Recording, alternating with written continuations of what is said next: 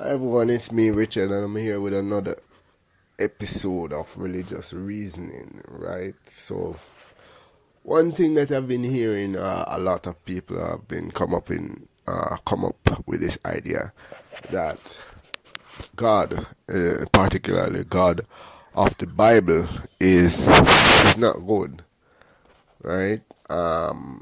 So when I brought this to the attention of my girlfriend, my wife, right?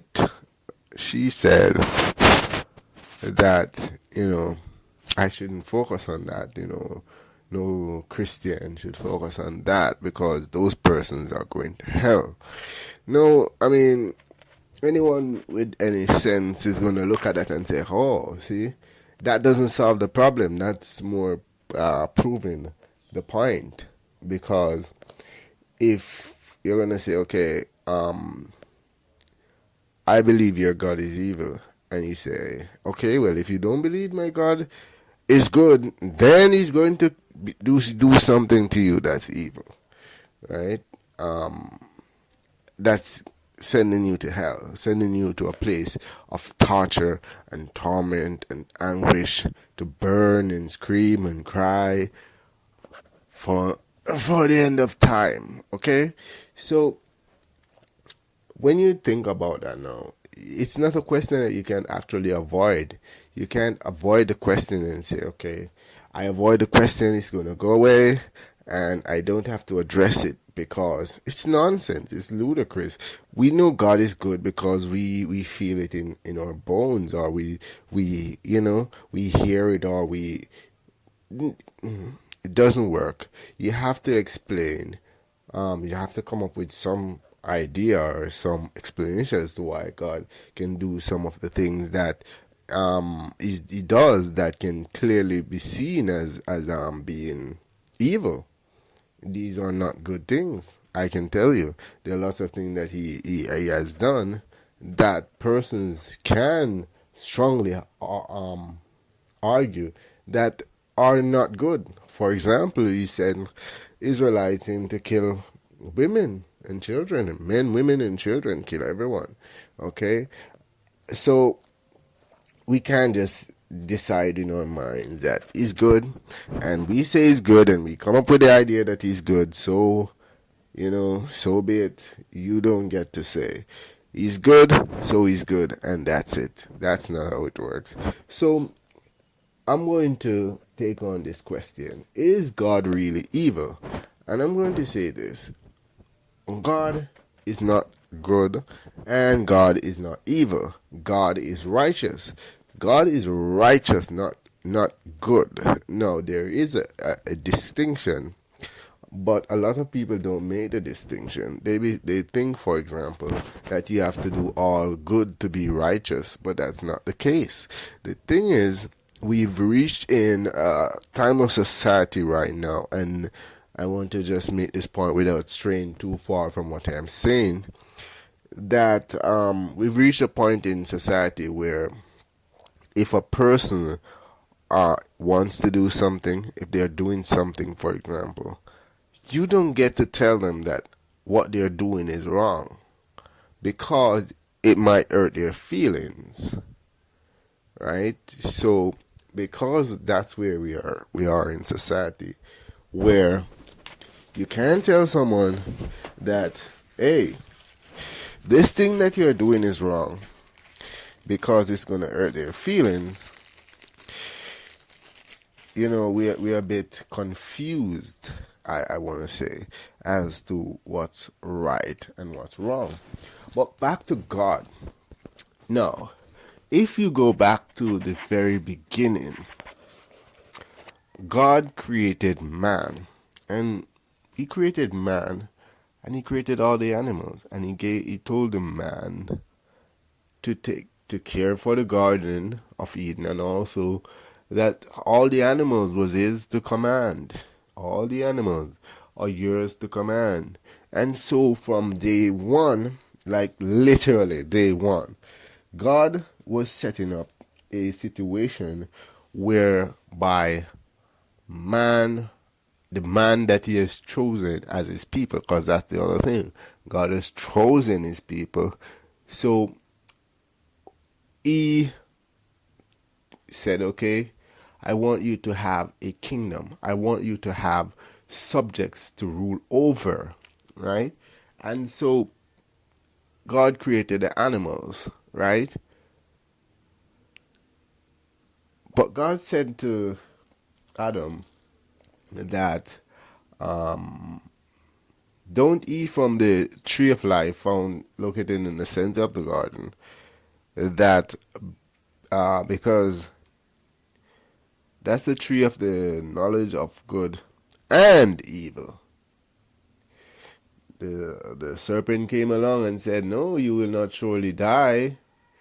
But what will happen to you is that your eyes will become open. You'll be like God. But that was a burden in itself. A lot of people don't realize that that's a burden in itself. And so if God is evil, then so is your parent. Think about it. You as a parent, or when you were a child, or you as a child, your parent would go out and they would buy food so you can eat. But what about the children that are out on the street? Why aren't they feeding them? They don't care about those children. They care about you. You are their responsibility. Just like you have your child, you can't feed every child on earth that needs food. No, you have your children and they are your responsibility. Nieces, nephews, friends, but you're not going to try and feed every single child in existence. No. So does that mean that you're evil because you're looking out for your child? No, it doesn't. So as I'm saying is,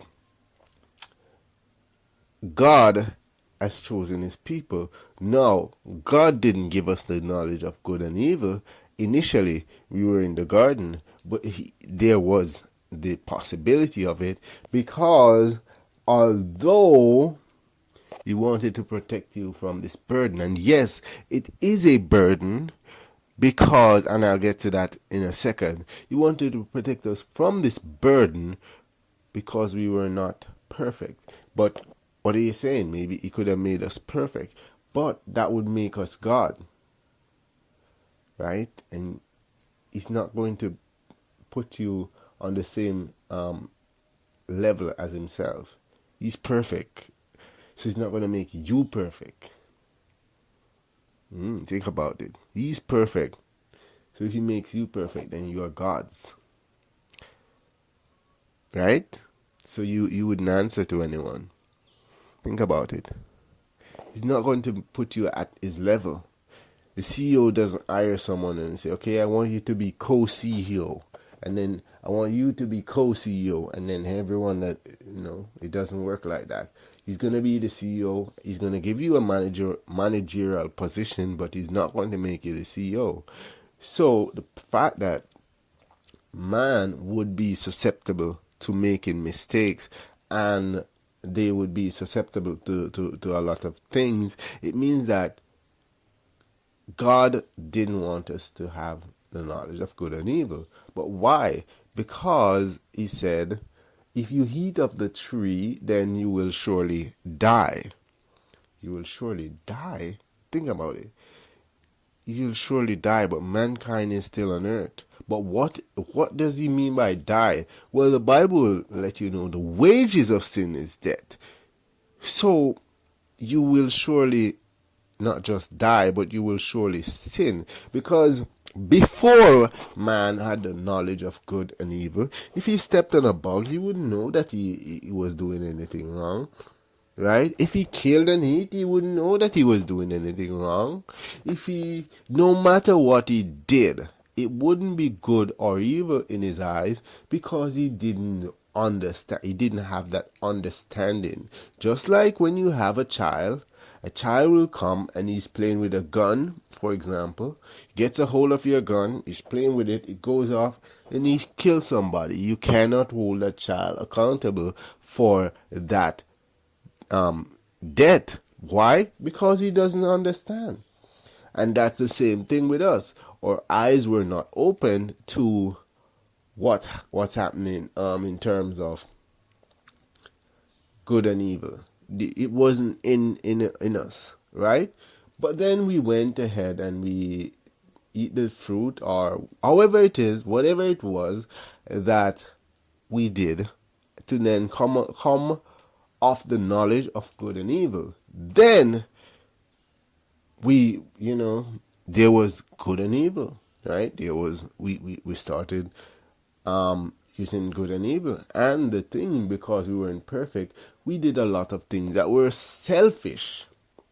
A lot of people don't realize we did a lot of things that were selfish. Trust me, we did selfish things, right? So we wanted things that, I mean, for ourselves, as opposed to others. We want to get the best for ourselves because we are selfish in nature, right? And so what happened is, there is the knowledge of good and evil. Not all of us chose good. A good portion of us chose evil. And so then we have Cain killing Abel, right? But back to God, because this is an explanation as to why God is not evil but actually righteous. If you read the Bible, you realize that there are two creation stories. God created the people, Adam and Eve, and he put them in the garden, but that was second. But first he created man and woman and told them to be fruitful and multiply, replenish the earth. Replenish means to fill again, so he sent them out into the world, right? Now, Cain killed Abel. Okay, cool.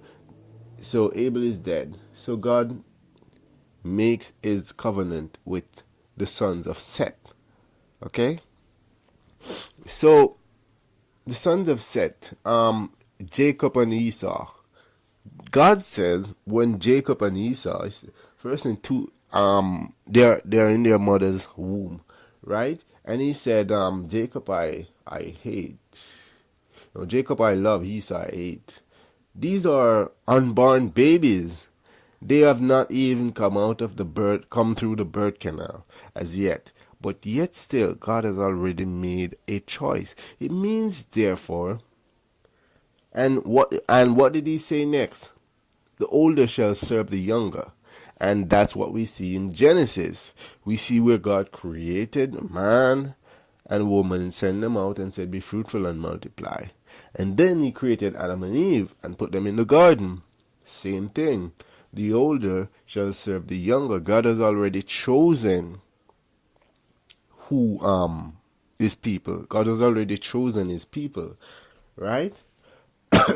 So because God has already chosen his people, he's going to do for them. Because the reality is, God is a God of everyone, but he's not a God for everyone. He has a chosen people.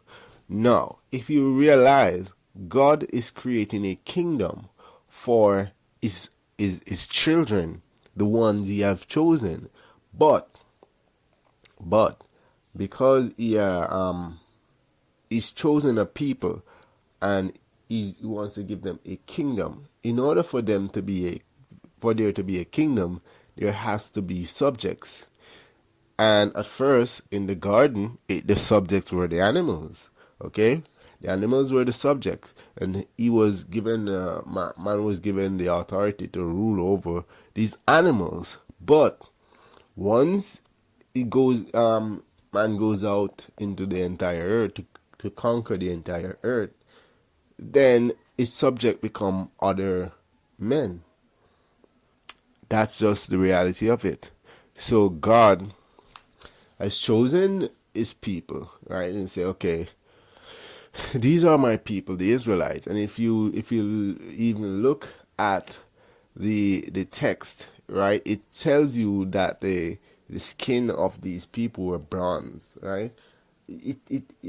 These people nowadays were describing themselves as Jews. They're not Jews, right? And in Revelation it talk about them. They are the synagogue of Satan. But I'm not going to get into that. So, why does God seem evil? Well, the simple answer is is a God of everyone, but he's not a God for everyone. He has his chosen people, and he's going to do what is necessary for that chosen people. And so he's going to send them, and he's going to tell them to slaughter all of these people, not because he's evil, but because he's looking out for his chosen people, his children. He's not here for everyone. Okay, unfortunately, that's just the reality of the situation. He's not a God for everyone. He's a God of everyone, but not a God for everyone. Right? That is why in the Ten Commandments, one of them, if you realize, God, accept that there are other gods. That's why he said, don't take unto yourself any graven images or any other. Don't put any god before him. So that's acknowledging that there are other gods. Whether these gods are real or they were created by man's hand doesn't matter. He's acknowledging that these other gods, that these other people are worshiping. Don't do that. You only worship me. Okay? The other commandment where he says, don't bear my name in vain. It means, therefore, you see, his name, right? He's saying don't bear. Some say, like they translate it, don't take his name in vain. But no, that's not what he's saying. He's saying don't bear his name in vain. Don't say that you are one of my children when you are not. Right? So that's what he's saying. Because he puts his name on you. You are his people. His name is on you. So just like a father would give his children his name, God has given us his name.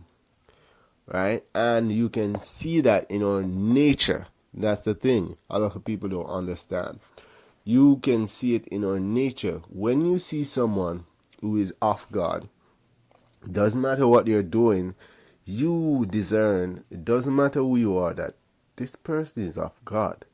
And you ask them the question, which church do you go? You don't ask them the question, do you believe in God? You ask them, which church do you go? Because by just seeing them, you see God. And that's what Jesus was talking about, right? The characteristics that you display, have to be a certain characteristics. So those characteristics are related to God. I go further. The question might then arise that if the Jews or the Israelites, are God's chosen people, why did they go through so much? And that's a good question. That's a good follow-up question. And there's a reason for that. The thing is, if you're going to give your child a kingdom, you cannot spoil them. If you spoil them, they're going to fuck up the kingdom, okay? And just being realistic. In order for you to give a child a kingdom, you want to give them a kingdom, you want to make sure they understand certain things. They have to go through certain things so they can they appreciate it. So going through all that the Jews went through is God's way to ensure that once they get this kingdom, that they will appreciate this kingdom and they will understand that, okay, this is how I deal with this, or this is how I deal with this.